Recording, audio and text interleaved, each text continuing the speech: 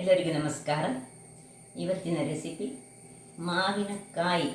Season ಮುಗಿಯೋ ಮೊದಲೇ ಮಾಡಿ ಬಹಳ ರುಚಿಕರವಾಗಿ ಬರುವಂತಹ ಮಾವಿನಕಾಯಿಯ ಗೊಜ್ಜು ಸಹ ಹೇಳ್ಬೋದು ಅಥವಾ ಸಾರು ಅಂತ ಸಹ ಹೇಳ್ಬೋದು. ಹಾಗಾದರೆ ಯಾರೆಲ್ಲ ನನ್ನ ಚಾನಲನ್ನು ನೋಡ್ತಿದ್ದೀರಿ, ಯಾರೆಲ್ಲ ಇನ್ನೂ ಸಬ್ಸ್ಕ್ರೈಬ್ ಮಾಡಿಲ್ಲ, ದಯವಿಟ್ಟು ಸಬ್ಸ್ಕ್ರೈಬ್ ಮಾಡಿ, ಸಪೋರ್ಟ್ ಮಾಡಿ ಅಂತ ಹೇಳ್ತಾ, ಈ ಆರೋಗ್ಯಕ್ಕೆ ಉತ್ತಮವಾದ ಈ ಒಂದು ಸಾರನ್ನು ಈ ಮಾವಿನಕಾಯಿಯ ಸೀಸನ್ ಮುಗಿಯೋ ಮೊದಲೇ ಒಮ್ಮೆ ಮಾಡಿ ಆನಂದಿಸಿ ಅಂತ ಹೇಳ್ತಾ ಬನ್ನಿ ಯಾವ ರೀತಿಯಲ್ಲಿ ಮಾಡುವುದನ್ನು ನೋಡೋಣ. ನಮಸ್ತೆ ಮಿತ್ರರೇ, ಒಂದು ಮಾವಿನಕಾಯಿ ಉಂಟು. ಮಾವಿನಕಾಯಿಯಿಂದ ಒಂದು ರುಚಿಕರವಾದ ನೀರುಗುಜ್ಜು ಮಾಡೋಣ, ಅಥವಾ ರಸಂ ಥರದಲ್ಲಿ ಸಹ ಹೇಳ್ಬೋದು. ಅಂದರೆ ಖಾರ ಹೆಚ್ಚೇನು ಇದಕ್ಕಿಲ್ಲ. ಸೊ ತುಂಬ ರುಚಿಯಾಗಿ ಬರ್ತದೆ, ಅನ್ನದೊಟ್ಟಿಗೆ ಚೆನ್ನಾಗಿ ಬರ್ತದೆ. ಸುರಿಗೆ ನಾವೇನು ಮಾಡುವ, ಇದರದ್ದು ಸಿಪ್ಪೆ ತೆಗೆದುಕೊಳ್ಳೋಣ. ಇಡೀ ಸಿಪ್ಪೆ ತೆಗೆದು ಕಟ್ ಮಾಡಿಕೊಳ್ತೇನೆ ನಾನು. ವೀಕ್ಷಕರೇ, ಸಿಪ್ಪೆ ತೆಗೆದು ಇದನ್ನು ತೊಳೆದುಕೊಂಡು ತಂದೆ. ಈಗ ಕಟ್ ಮಾಡ್ಕೊಳ್ಳೋಣ. ಸ್ವಲ್ಪ ಬಾಡಿದೆ, ಇದು ಸ್ವಲ್ಪ ದಿನ ಆಯಿತು ಇದಕ್ಕೆ. ಸೊ ತೊಂದರೆ ಇಲ್ಲ, ಹೀಗೆ ಆದರೆ ಸಹ ಇದನ್ನೆಲ್ಲ ಬೇಯಿಸ್ಕೊಳ್ಳೋಣ. ಸಣ್ಣದಾಗಿ ಕಟ್ ಮಾಡಿಕೊಂಡು ಒಂದು ಪಾತ್ರೆಗೆ ಎಲ್ಲವನ್ನು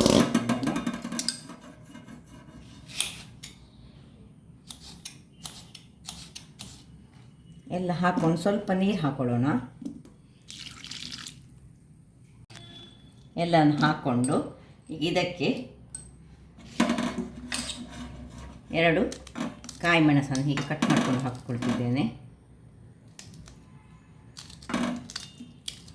ಇನ್ನು ಇದನ್ನು ಬೇಯಲಿಡೋಣ.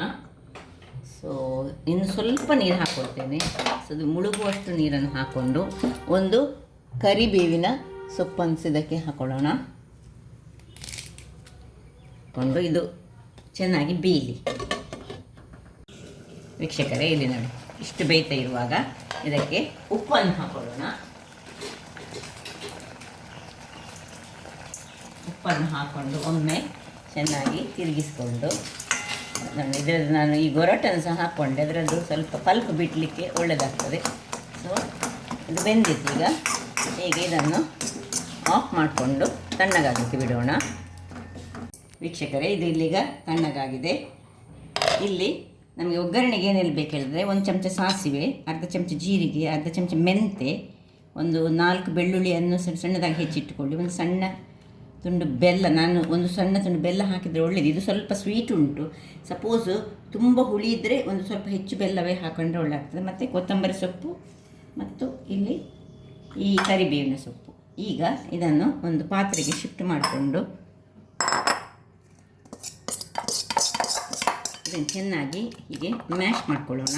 ಅಥವಾ ಬೇಕಿದ್ದರೆ ಇದರಲ್ಲಿ ಮಿಕ್ಸಿಯಲ್ಲಿ ಸಹ ನೀವು ಮಾಡ್ಕೊಳ್ಬೋದು. ನಾನು ಇದರಲ್ಲಿ ಸ್ವಲ್ಪ ಇದಕ್ಕೆ ನೀರನ್ನು ಸಹ ಹಾಕ್ಕೊಳ್ತೇನೆ. ಸ್ವಲ್ಪ ನೀರು ಹಾಕಿ ಇದನ್ನು ಇದಕ್ಕೆ ಶಿಫ್ಟ್ ಮಾಡಿಕೊಳ್ಳೋಣ. ಇನ್ನು ನೋಡಿ, ಇದರಲ್ಲಿ ಈ ಗೊರಟನ್ನು ಹೀಗೆ ತೆಗೆದುಕೊಂಡು, ಇದು ಗೊರಟು ಬೇಡ ನಮಗೆ, ಇದನ್ನು ಡಿಸ್ಕಾರ್ಡ್ ಮಾಡೋಣ. ಉಳಿದದನ್ನು ಚೆನ್ನಾಗಿ ಕೈಯಲ್ಲಿ ಬೇಕಿದ್ದರೆ ಕೈಯಲ್ಲಿ ಮಾಡಿ, ಮಿಕ್ಸಿಯಲ್ಲಿ ಬೇಕಿದ್ದರೆ ಮಿಕ್ಸಿಯಲ್ಲಿ ಮಾಡಿ, ಅಥವಾ ಹೀಗೆ ಈ ರೀತಿ ಇದರಲ್ಲಿ ಸಹ ಚೆನ್ನಾಗಿ ಒಂದು ಪೇಸ್ಟ್ ಟೈಪಲ್ಲಿ ಮಾಡ್ಕೊಳ್ಳಿ. ಚೆನ್ನಾಗಿ ಹೀಗೆ ಬೀಟ್ ಮಾಡಿಕೊಳ್ಳಿ. ಸ್ವಲ್ಪ ಸೇರ್ಬೋದು. ಈ ಮೆಣಸು ಸಹ ಇದರಲ್ಲಿ ಚೆನ್ನಾಗಿ ಕ್ರಷ್ ಹಾಕ್ಕೊಳ್ಬೇಕು. ಇಲ್ಲೀಗ ಒಂದು ಪಾತ್ರೆಯನ್ನು ಇಟ್ಕೊಂಡಿದ್ದೇನೆ. ಅದಕ್ಕೆ ಸ್ವಲ್ಪ ಎಣ್ಣೆ, ತುಂಬ ಎಣ್ಣೆ ಸಹ ಬೇಡ, ಎಣ್ಣೆ ಬಿಸಿ ಆಗಲಿ. ಇದನ್ನು ಸೂಪ್ ರೀತಿಯಲ್ಲಿ ಸಹ ಕುಡಿಬೋದು, ಅಥವಾ ಅನ್ನದೊಟ್ಟಿಗೆ ಅಂತ ಸೂಪರ್ ಕಾಂಬಿನೇಷನ್ ಆಗಿರ್ತದೆ. ಇದು ಒಂದು ಚಟ್ನಿ ಇದ್ದರೆ ಸಾಕು. ಸ್ವಲ್ಪ ಇದು ಬಿಸಿ ಆಗುವಾಗ ಸಾಸಿವೆ ಹಾಕೊಳ್ಳೋಣ. 1 ಚಮಚ ಸಾಸಿವೆ ಸಿಡಿಯುವಾಗ ಕೆಂಪು ಮೆಣಸು ಹಾಕ್ಕೊಳ್ತಿದ್ದೇನೆ. ಇನ್ನು ಕರಿಬೇವಿನ ಸೊಪ್ಪು, ಮತ್ತು ಇಲ್ಲಿ ಬೆಳ್ಳುಳ್ಳಿ, ಮೆಂತೆ ಹಾಗೂ ಜೀರಿಗೆ ಎಲ್ಲವಂತ ಹಾಕೊಳ್ಳೋದು. ಸ್ವಲ್ಪ ಒಳ್ಳೆ ಫ್ರೈ ಆಗಬೇಕು. ಬೆಳ್ಳುಳ್ಳಿ ಸ್ವಲ್ಪ ಕಲರ್ ಸ್ವಲ್ಪ ಚೇಂಜ್ ಆಗಬೇಕು.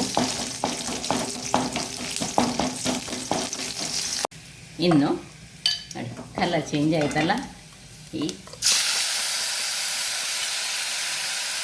ಮಿಶ್ರಣ ಇದಕ್ಕೆ ಹಾಕಿ ತಿರುಗಿಸ್ಕೊಳ್ಳಿ. ಇನ್ನು ಸ್ವಲ್ಪ ನೀರು ಚೆನ್ನಾಗಿ ಸರಿ ಒಂದು 2 ಲೋಟದಷ್ಟು ನೀರನ್ನು ಹಾಕ್ಕೊಳ್ಳೋಣ. ನೋಡಿ, ಒಂದು ಸ್ವಲ್ಪ ತೆಗೆದುಕೊಂಡೆ. ಎಷ್ಟು ನಿಮಗೆ ದಪ್ಪ ಬೇಕಿದ್ದರೆ ದಪ್ಪದಲ್ಲಿ ಗೊಜ್ಜಿನ ಟೈಪಲ್ಲಿ ಸಹ ಮಾಡ್ಕೊಳ್ಬೋದು, ಅಥವಾ ನೀರು ಸಾರು ಆದರೆ ನೀರು ಸಾರು ಹಾಗೆ ಸಹ ಮಾಡ್ಕೊಳ್ಬೋದು.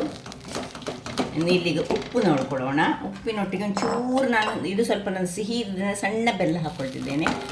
ನೀವು ಬೇಕಿದ್ದರೆ ಇದು ಕಾಯಿ ತೆಗೆದುಕೊಂಡ್ರೆ ತೋತಾಪುರಿ ಮಾವಿನ ಹಣ್ಣಲ್ಲಿ ಮಾಡಿದರೆ ಸಹ ಒಳ್ಳೆ ಆಗ್ತದೆ, ಸಿಹಿ ಇರ್ತದೆ.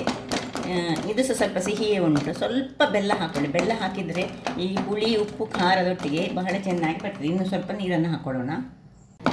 ಹೀಗೆ ಗೊಜ್ಜಿನ ರೂಪದಲ್ಲಿ ಸಹ ನಾವು ಯೂಸ್ ಮಾಡ್ಕೊಳ್ಬೋದು. ನಾನು ಸ್ವಲ್ಪ ನೀರು ಮಾಡಿಕೊಂಡು ಸಾರಿನ ರೂಪದಲ್ಲಿ ಮಾಡ್ತಿದ್ದೇನೆ. ಯಾವ ರೀತಿಯಲ್ಲಿ ಸಹ ಆಗ್ತದೆ ನೋಡಿ. ಈ ಮೆಣಸನ್ನು ಈ ಸರಿ ಫ್ರೈ ಮಾಡಿದರೆ ಅದನ್ನು ಮತ್ತು ಅದರೊಟ್ಟಿಗೆ ಅದಕ್ಕೆ ಮಿಕ್ಸ್ ಮಾಡಿಕೊಂಡು ತಿನ್ನಲಿಕ್ಕೆ ಬಹಳ ಚೆನ್ನಾಗಿ ಬರ್ತದೆ. ಒಂದು ಪಿಂಚ್ ಆಫ್ ಹಳದಿಯನ್ನು ಸಹ ನಾನೀಗ ಇಲ್ಲಿ ಹಾಕ್ಕೊಳ್ತಿದ್ದೇನೆ.